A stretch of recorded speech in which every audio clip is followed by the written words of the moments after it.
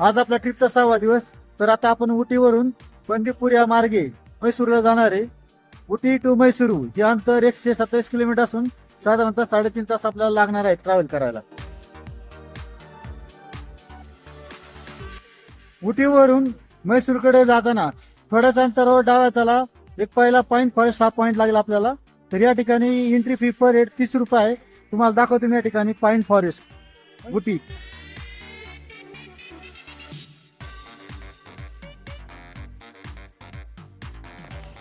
पाईन फॉरेस्टला visit केल्यानंतर on the way Mysuru रूटवर आता आपण सेकंड टुरिस्ट प्लेसला आलेलो आहोत. पण ऍक्च्युअल मध्ये काय आहे आम्हाला काही साईड नाही. सो आता आम्ही अंदर एंट्री करतोय आणि बघूया नेमकी काय. वेनलॉक डाऊन्सला शूटिंग पॉईंट देखील म्हटले जाते. हे फिल्म शूटिंगसाठी पॉप्युलर फिल्मिंग लोकेशन आहे.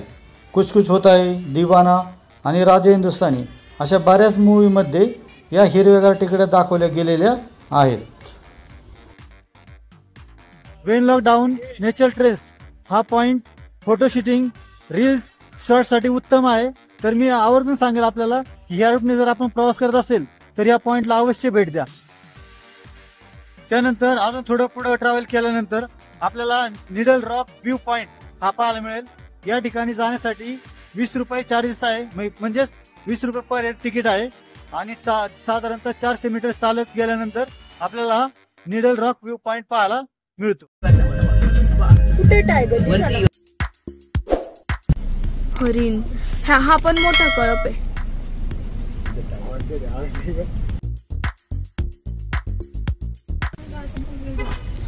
डिअर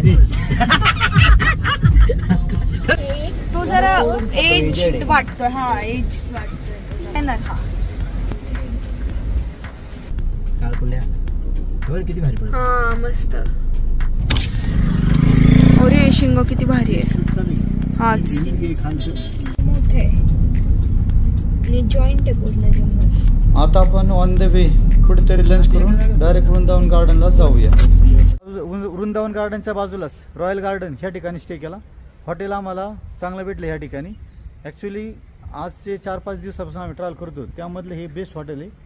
तसं पाहायला गेलं तर ह्या बाजूला ह्या तामिळनाडू कर्नाटक ह्या एरियामध्ये बजेट हॉटेल्स आहेत आणि खूप चांगले हॉटेल्स मिळतात.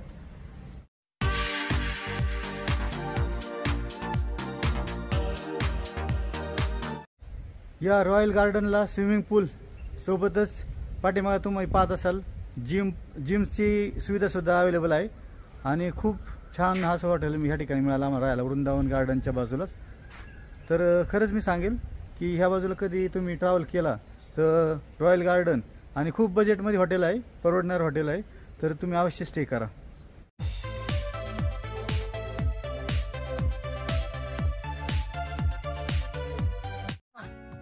आता आपण कर्नाटकमध्ये मैसूर या शहरातील वृंदावन गार्डनला भेट द्यायला आलेलो आहोत. हे गार्डन मैसूर सिटी पासून फक्त 12 किलोमीटर अंतरावर आहे. इथं रोज संध्याकाळी 7 ते 9 लेझर लाईट शो असतो. ते खास पर्यटकांसाठी आकर्षण आहे. आणि आता आम्ही तेच पाहायला आलेलो आहे. आता 6:30 झालेले आहेत. मग चला तर जाऊया आपण वृंदावन गार्डनला. तर वृंदावन गार्डनला पर हेड तिकीट आहे 50 रुपये. आज संडे वीकेंड आहे. इथे फार गर्दी आहे. पार्किंगसाठी पण आम्हाला जवळजवळ 10 मिनिटं वेट करावं लागेल. चला आता पटकन तिकीट घेऊया.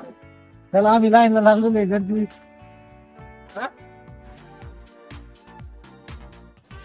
या ठिकाणी आपल्याला खाण्यापिण्याचे तसेच शॉपिंगसाठी भरपूर स्टॉल्स पाहायला मिळतात. तर आज संडे असल्यामुळे लेझर शोचा टायमिंग 7 ते 9 आहे. तसा रेग्युलर 7 ते 8 असतो.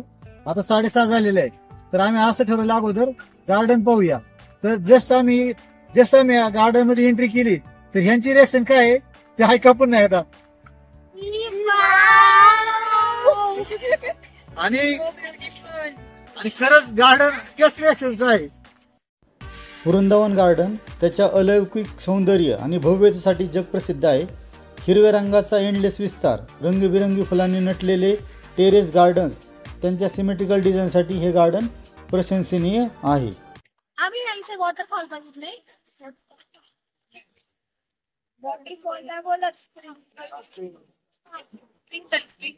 आम्ही तिथे स्प्रिंकल बघितलं तर कार्तिकने सांगितलं की "ए, इथं धरण ना तू सगळं पाणी कार्तिक बोलले, "Hats off." या गार्डनचे मेन अट्रॅक्शन म्हणजे कारंजे. या बागेमध्ये एक तलाव असून तिथे आपल्याला बोटिंगही करायला मिळते. वृंदावन गार्डन म्हैसूरमधील फेमस लेझर शो आता 16 दिवस सुरू होईल. तो आता आपण इथे पाहण्यासाठी आलेलो आहोत. तर पाहूयात लेझर शो सुरू झाल्यानंतर.